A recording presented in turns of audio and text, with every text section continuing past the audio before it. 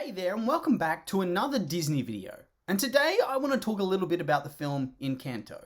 And just in case you've been living under a rock for the last couple of months, Encanto is the latest outing from Walt Disney Animated Studios that tells the story of Mirabel Madrigal, a powerless girl in a family where every other person has some sort of magical power. And suffice to say, the film was a smash hit in almost every respect. A while ago, I did a review on the film itself, so you can check that out if you feel like it, but long story short, the animation itself is incredible, the characters unique and interesting, the story, whilst oddly paced in some respects, is fun and engaging, and whilst at first I wasn't quite sold on all of the songs, they've definitely grown on me since.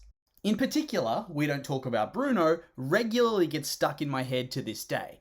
So obviously all of this translated into tremendous success for the film, with very good critical and audience scores and a lot of attention on social media. And whilst the box office is very disappointing, I guarantee if COVID was not around, it would have been a smash hit in that respect too.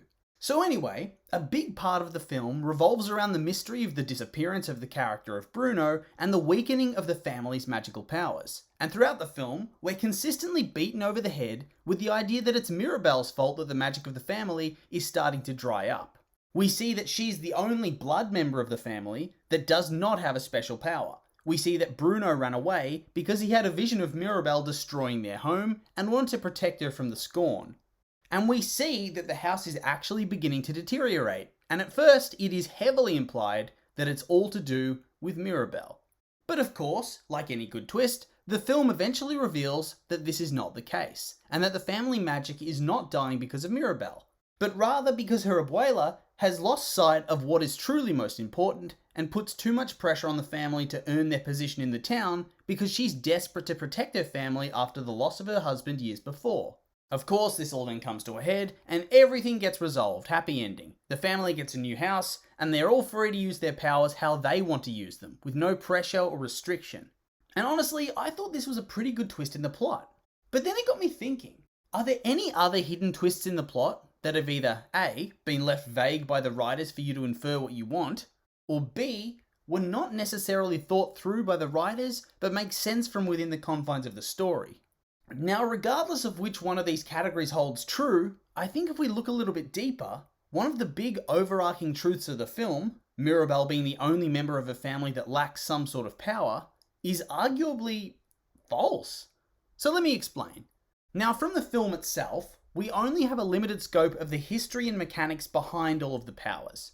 We know that the miracle started after Pedro Madrigal got murdered by a bunch of soldiers, and that Alma's grief empowered her little candle she was holding with the power of the miracle, saving her life, her kids' lives, and the lives of the various different people that were with her.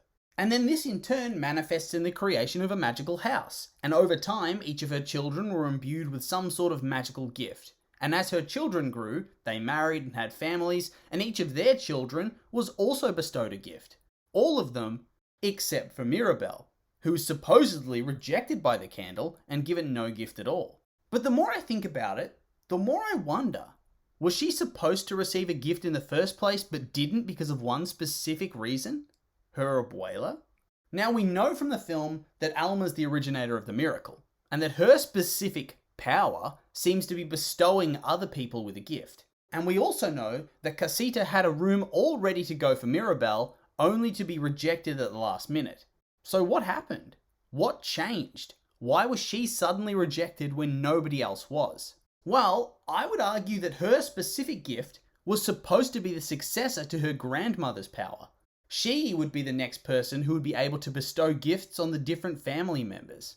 And I don't think I'm just pulling stuff out of my ass here. I do have a little bit of thematic evidence to back up my theory. In that when you boil it down to their base elements, Alma and Mirabel both serve very similar roles to their family. The carer, the matriarch, the fixer, the one that helps make everything better. After her husband's death, Alma is left to raise their 3 kids alone, so clearly she's going to fulfill that role in the family. She's the one who her kids are going to run to when they need somebody. And it was likely that she continued to perform that role for the majority of her grandchildren. But then, by the events of the film, the status quo has changed somewhat.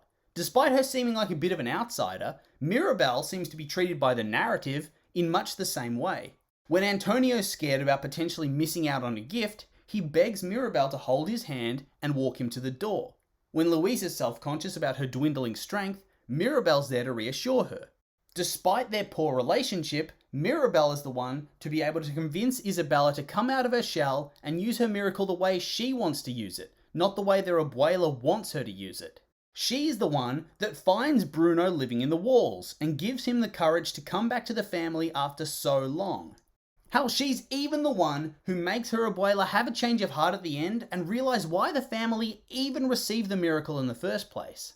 So thematically, I think it makes a lot of sense that she was destined to have the same gift as her grandmother, but because her abuela had likely already lost her way by this point, focusing on perfection over family happiness and harmony, the magic rejected her instead and stopped functioning properly.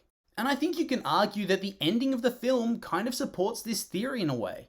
Because after the family's reconciled and Almas realize where she went wrong as both a parent and a grandparent, they're able to properly rebuild their house, and it seems to be Mirabel who restores the miracle and the magic of her family members. Surely she wouldn't be able to do that if she was just some random person with no hint of magic at all. And hey, I get that it might be a little bit of a tinfoil hat theory, but I think I really like it. Especially because it kind of adds a double meaning to the conflict between Mirabel and Alma throughout the film. Because whilst on the surface level of the plot, it seems that the conflict is Alma rejecting her granddaughter because she has no powers, underneath it all, it's more of a battle of ideological difference. A more conservative viewpoint that the family has to be perfect in order to protect themselves and serve the community, versus the New Age belief that the family should use their powers to express themselves and make themselves happy, whilst also still being a pillar of the community. And I think when you look at it from that perspective, it actually frames the story quite nicely. That Mirabel's new way of bestowing and maintaining the miracle is locked away along with her power until the old guard, i.e. Alma, is able to accept that things need to change and that she's holding back the family with her ideology. So yeah, that's all I really got for this one. So now I'd like to hear some of your opinions. Do you think Mirabel had some secret mystical power locked away? If they ever made a sequel, would you want her to have powers in that one? Or do you think it makes her more special to have no powers at all? I'm curious for your thoughts, so make sure to like, comment and subscribe, and let me know.